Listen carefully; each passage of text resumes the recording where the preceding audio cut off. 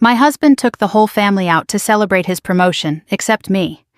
Before leaving, he stood in the doorway adjusting his tie and said, "Don't forget to finish the leftovers in the fridge." I met his eyes for a brief second, the same eyes I had looked into for 27 years, and simply replied, "Okay." Then I quietly packed my bags, wrote the letter, and left it on the kitchen table. The next morning when they came home and saw what was inside their comfortable world, cracked open. My name is Linda Thompson. I'm 52 years old. For the past 6 years, I had become little more than a live-in housekeeper in the home I helped build and paid for with my own retirement savings. But that Thursday evening in early October, something finally broke. Richard burst through the front door with the kind of energized stride he used to have when we were younger. Jessica trailed behind him, scrolling through her phone, already planning the victory post for her social media.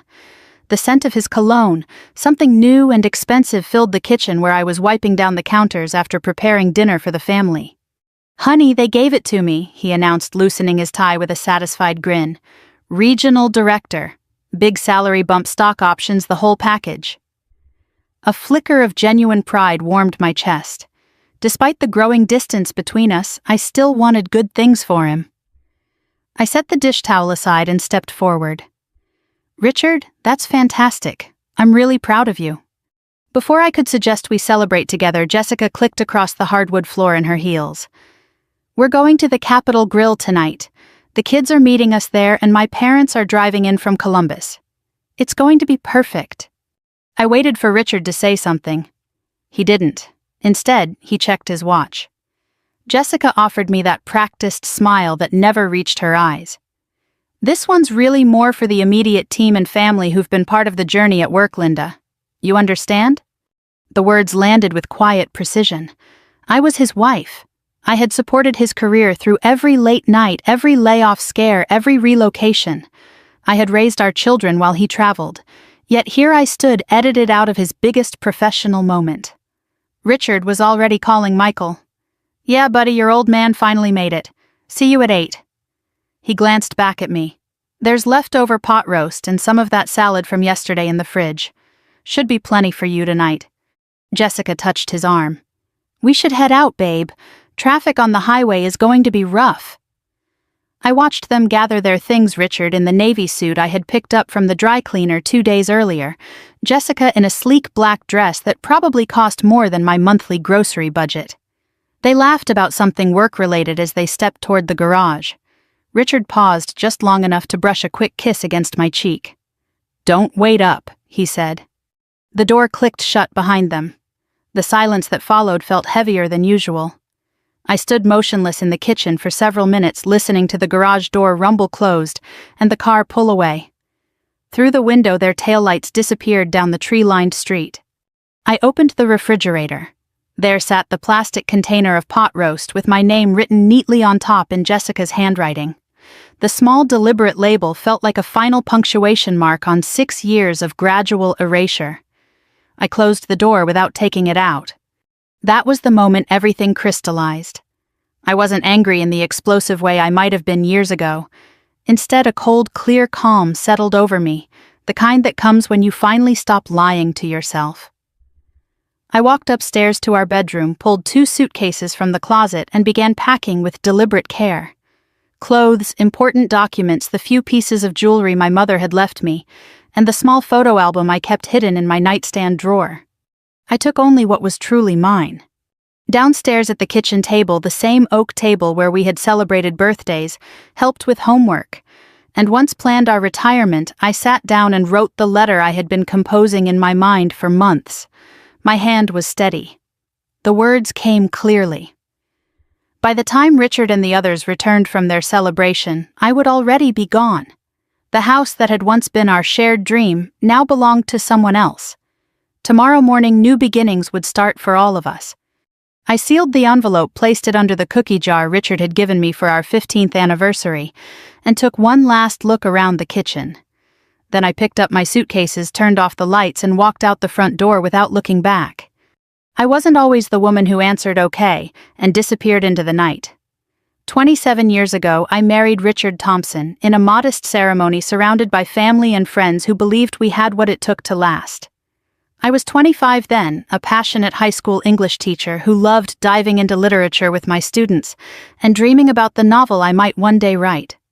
Richard was an up-and-coming sales representative with sharp ambition and an easy laugh that made me feel seen. We bought our first home together, a 4-bedroom colonial in a quiet Ohio suburb, and filled it with hope. For the first 2 decades, our marriage felt solid. We had Michael and then Emily. I scaled back to part-time teaching when the children were young so I could be there for school plays, doctor visits, and late-night talks about their dreams. Richard climbed the corporate ladder and I supported every rung. I packed his bags for business trips, hosted client dinners at our home, and managed the household so he could focus on building the life we both wanted. In the evenings, we would sit on the back porch with a glass of wine and talk about our future, the trips we would take after the kids grew up, the retirement we would enjoy together. Life wasn't perfect, but it was ours. We laughed easily. We argued sometimes, but we always found our way back. I believed that was what marriage meant, showing up even when it wasn't glamorous. Everything began to shift 6 years ago when Michael brought Jessica home. At first, I welcomed her warmly. She was bright, articulate, and seemed genuinely interested in our family. When she and Michael announced they were engaged after only 8 months, Richard and I helped pay for part of the wedding. Then came the suggestion that the newlyweds move in with us just for a year or two to save money for a down payment on their own house. The empty nest had felt lonely after Emily moved out for college, so I agreed without hesitation. I thought it would bring energy back into the home. Instead, it slowly dismantled my place in it. At first, the changes were subtle. Jessica offered to help reorganize the kitchen, which really meant moving everything to suit her preferences.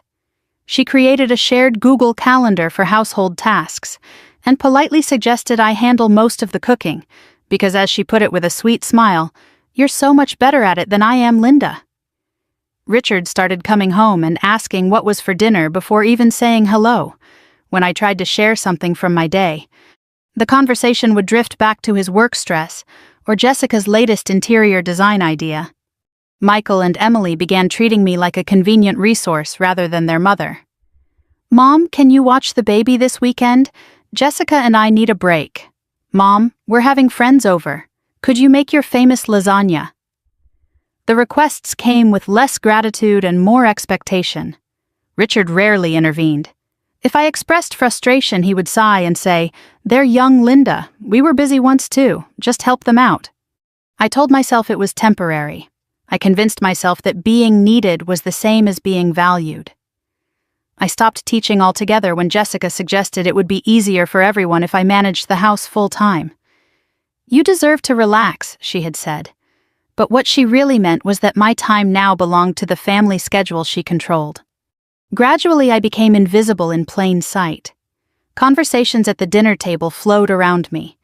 Plans for vacations and holidays were made without my input.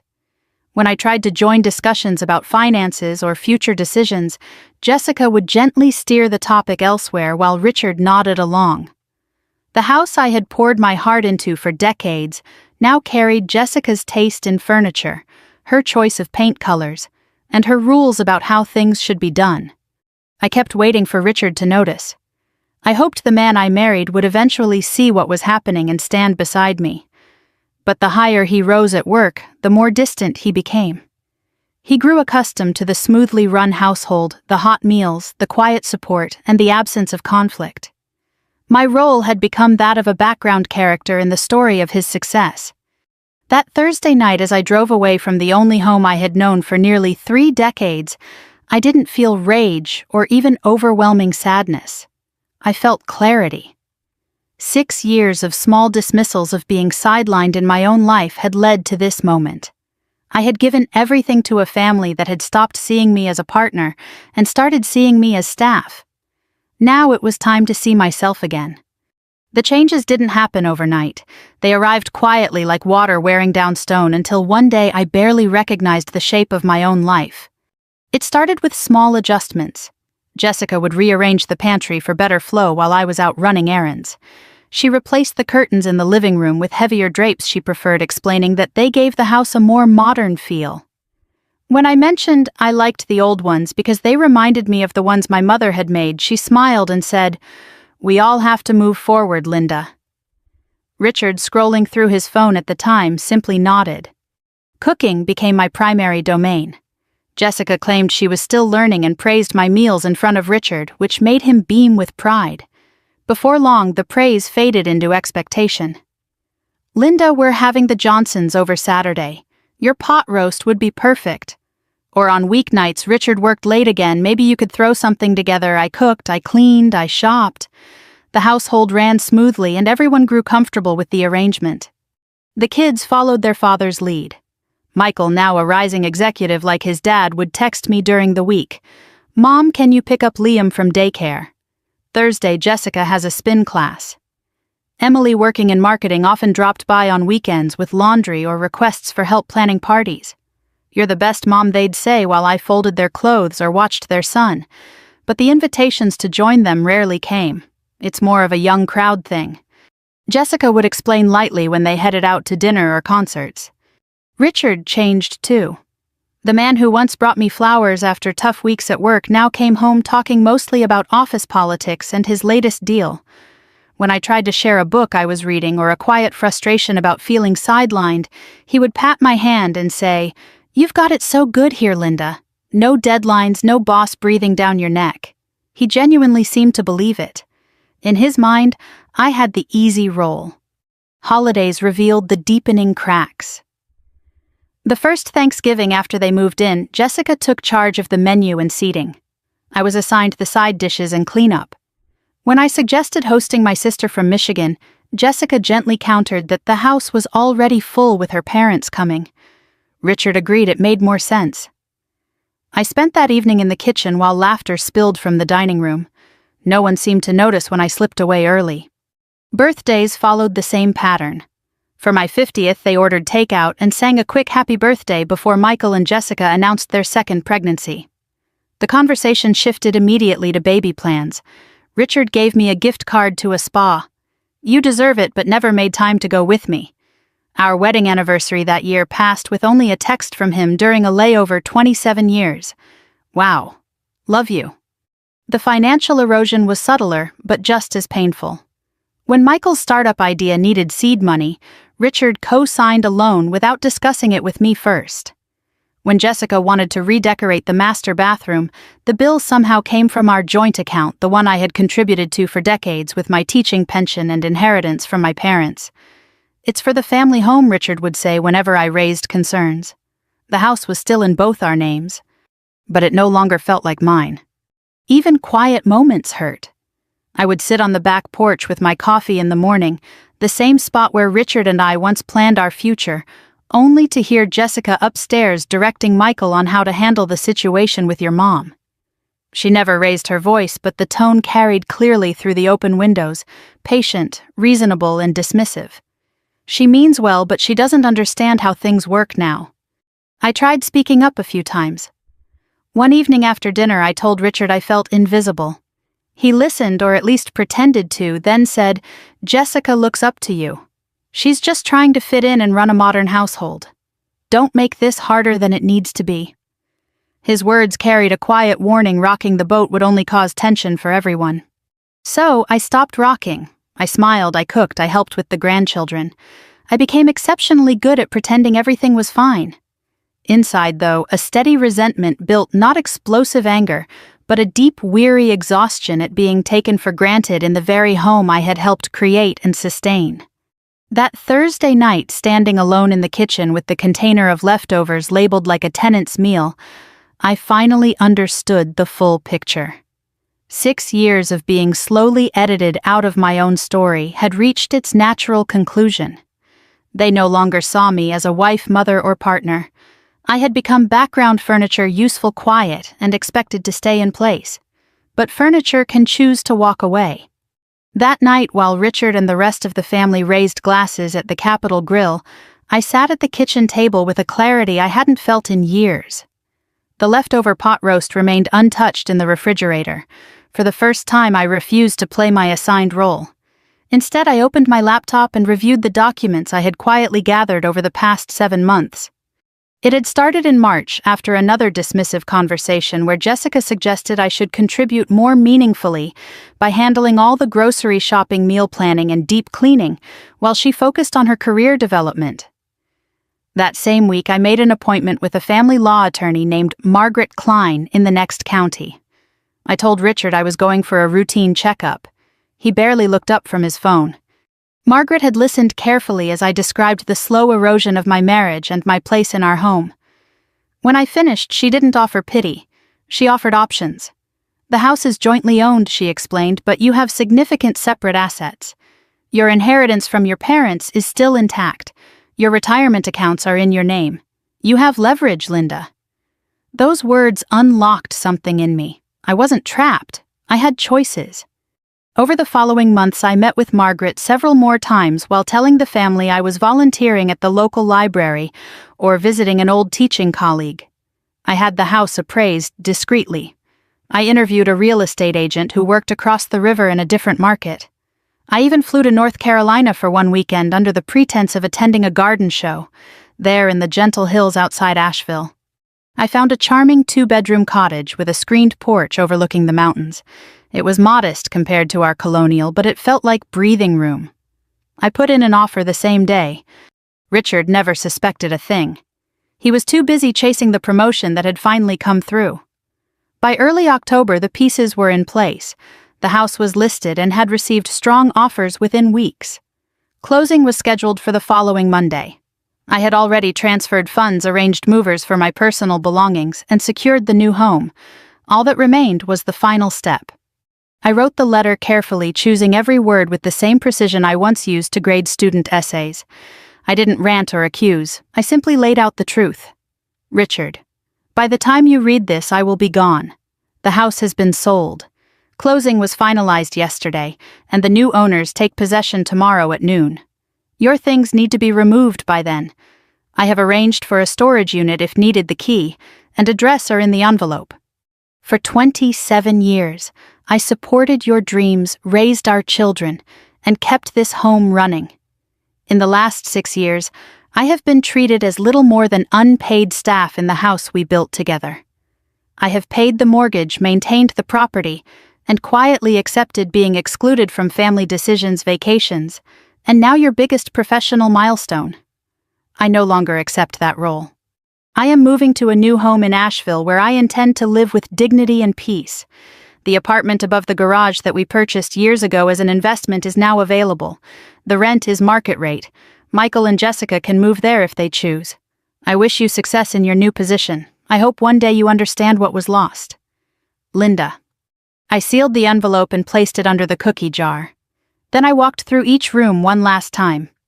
I touched the banister where the children had slid down as kids looked at the backyard where we once planted a garden together, and paused in the bedroom that no longer felt like ours. I took only what belonged to me, my clothes, books, photographs, and a few pieces of furniture I had inherited from my parents. Everything else. The things Jessica had chosen and Richard had paid for with our joint money I left behind. At 2 in the morning, I loaded the last suitcase into my SUV, backed out of the driveway, and drove away. The neighborhood was dark and quiet. In the rearview mirror, the house lights faded as I turned the corner. I didn't cry. I felt remarkably steady, as if I had finally aligned my life with a truth I had avoided for too long. I drove through the night, stopping only for coffee and gas. As the miles passed, the weight I had carried for 6 years began to lift. By the time the sun rose over the mountains of western North Carolina, I knew I had done the only thing left that made sense. I had chosen myself. I left just after 2:30 in the morning. The suitcases were already packed in the back of my SUV, the letter sealed and waiting on the kitchen table. I took one final walk through the house, turning off lights as I went. In the living room, I paused by the fireplace mantel, touching the silver frame that held our wedding photo.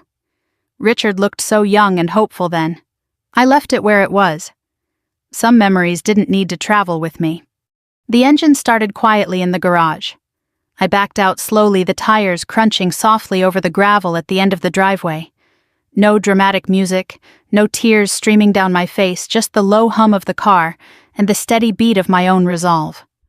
I had driven this street thousands of times, taking kids to school, picking up groceries, bringing Richard home from the airport. Tonight it felt like the first time I was truly seeing it. I merged onto the highway heading south, the city lights of Columbus fading behind me. The drive was long, nearly 8 hours, but I welcomed the solitude. I listened to a calm audiobook about mountain gardening, stopped once for gas and strong coffee near Cincinnati, and kept moving. With every mile, the tightness in my shoulders eased. I wasn't running away. I was moving toward something that finally belonged only to me.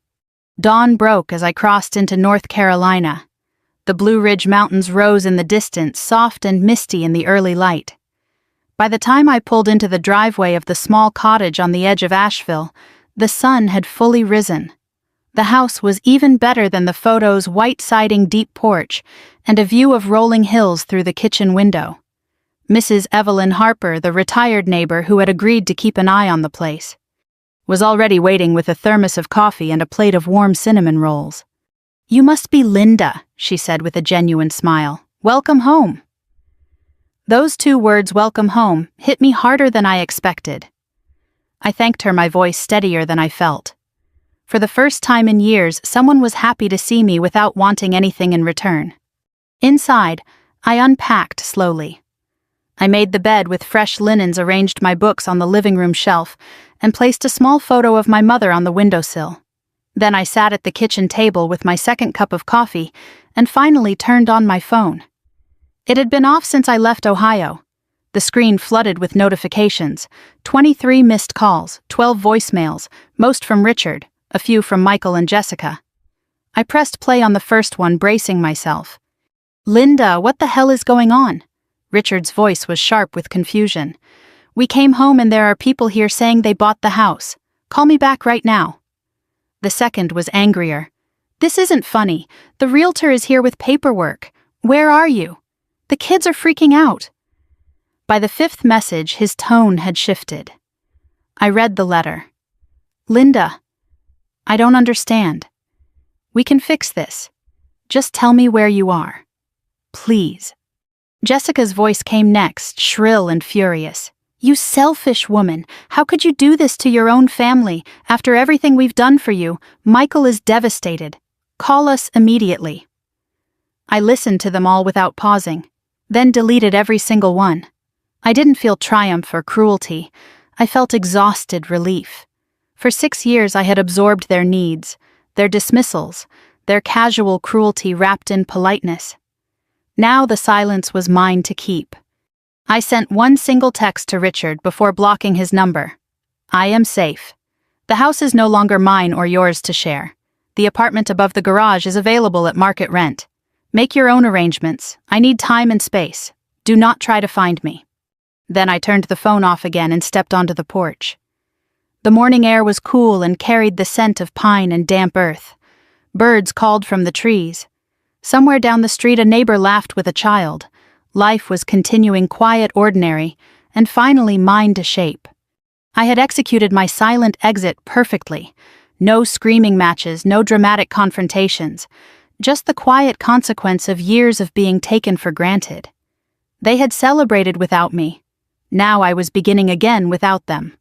The first 3 weeks in Asheville passed like a long, slow exhale. I woke each morning to the sound of birds and the smell of coffee brewing in my own kitchen. I joined a gentle hiking group that met twice a week, bought fresh produce at the local farmers market, and started volunteering at the community center 3 mornings a week, helping older adults with basic computer skills and resume writing. Small things brought unexpected joy, choosing my own paint color for the bedroom wall, reading a novel without interruption, and sitting on the porch with a glass of wine as the sun dipped behind the mountains. My body, which had carried years of tension, began to relax. I slept deeply for the first time in years. But the past refused to stay quiet. One rainy Tuesday afternoon, while I was sorting books on the porch, a familiar silver SUV pulled up. Jessica stepped out, her designer coat looking out of place against the simple mountain homes. She spotted me immediately and forced a concerned smile as she approached. "Linda," she called, voice pitched with practiced worry. "Thank God we found you. We've all been so sick with worry." I remained seated, coffee cup warm in my hands. How did you find me, Jessica? She hesitated only a moment. Michael hired someone. We had to make sure you were safe. She climbed the porch steps without being invited. This little house. Really. After everything we built together as a family, I studied her carefully. The same woman who had once reorganized my kitchen now stood here looking slightly frayed at the edges. It's mine, I said simply. And it's enough. She launched into her prepared speech. Richard is devastated. He lost focus at work and almost jeopardized the new position. Michael and Emily are barely speaking to each other because of the stress. We had to move into that tiny apartment above the garage. It's humiliating. I listened without interrupting. When she finished, I set my cup down. I'm sorry you're struggling, but those are your consequences, not my emergency. Her mask slipped. You abandoned your family. After we gave you purpose for years, who are you without us? The question didn't sting the way it once would have. I stood up slowly. I'm Linda Thompson, a woman who finally remembered who she was before she disappeared into everyone else's needs. You should leave now. She tried once more, voice rising. Richard is coming tomorrow. He wants to talk. We can fix this. We're still married. Then he can speak to my attorney, I replied calmly. Our marriage ended long before I left Ohio. Goodbye, Jessica. She stared at me for a long moment, then turned and walked back to her car. I watched her drive away before sitting back down. My hands were steady. For the first time, I truly believed my own words. Richard arrived 4 days later. He looked thinner, older, the confident regional director replaced by a tired man in wrinkled clothes. I met him on the porch again, this time with 2 cups of coffee already prepared. One for me, one for him if he chose to stay. He accepted the cup but couldn't meet my eyes at first. I read the letter 100 times, he said quietly. I keep thinking if I had just... You didn't, I finished for him. My voice was gentle but firm. For 6 years you watched me fade away and told yourself it was normal. You let Jessica run our home and our family while I became the help. He winced. I was focused on work. I thought you were happy keeping things running. I was wrong. I'm so sorry, Linda. I believed he meant it in that moment. But meaning it wasn't enough. I appreciate the apology, I said. But I'm not coming back. This life I'm building here, it's mine. I won't trade it for the version of myself I had to become in Ohio. We sat in silence for a while. He told me about the chaos after I left, about Michael and Jessica fighting constantly, about Emily siding with me once she heard the full story. I listened without offering solutions.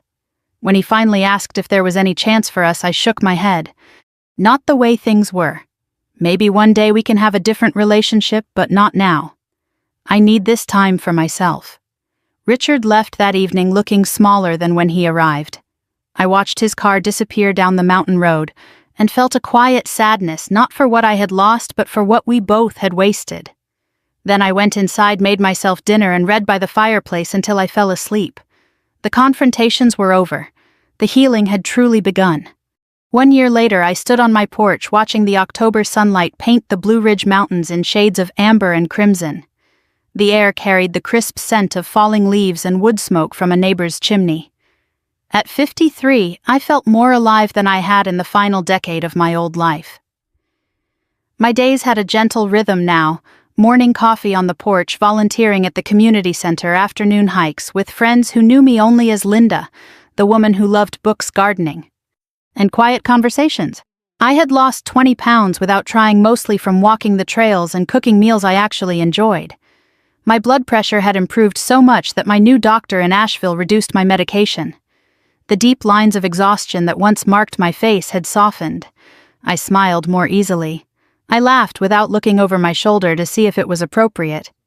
Mrs. Evelyn Harper walked over with 2 mugs of her famous apple cider, settling into the rocking chair I had bought specifically for visitors. You got mail from Ohio today, she said, handing me an envelope. Looks like it's from Richard. I took it without the familiar knot in my stomach. Inside was a short letter and a photo. Richard and Emily had sent it.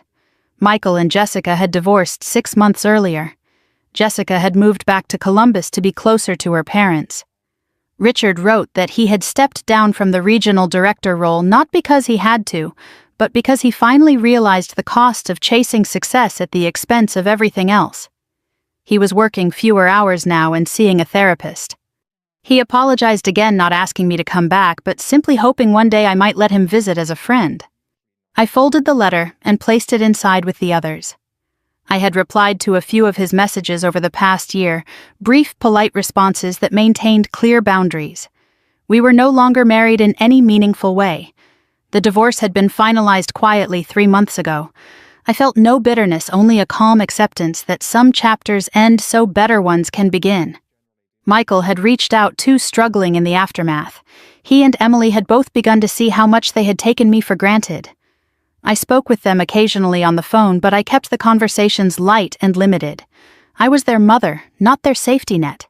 They were learning to stand on their own, and I was finally free to do the same. My life here was rich in ways I never imagined possible. The hiking group had become close friends.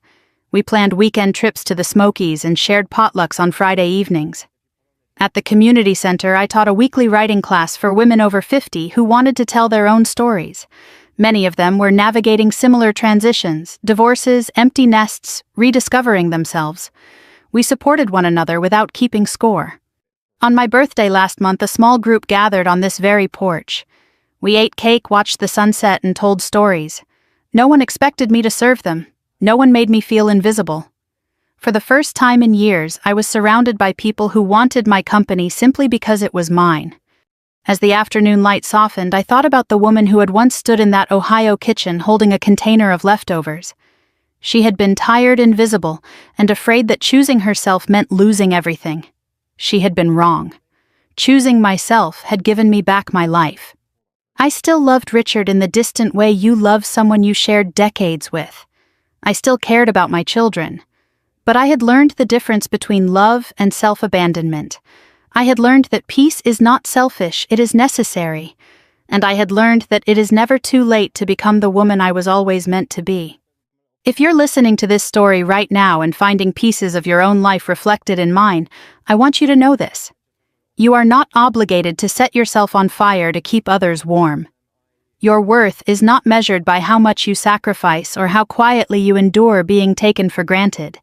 You deserve respect, dignity, and a life that feels like your own. I want to know how this story touched you. Have you ever faced a similar situation in your marriage or family? What would you have done differently? Leave a comment below and tell me the city or state you're watching from. I read every single one, and it means more than you know. If this resonated with you, please share it with someone who might need to hear it.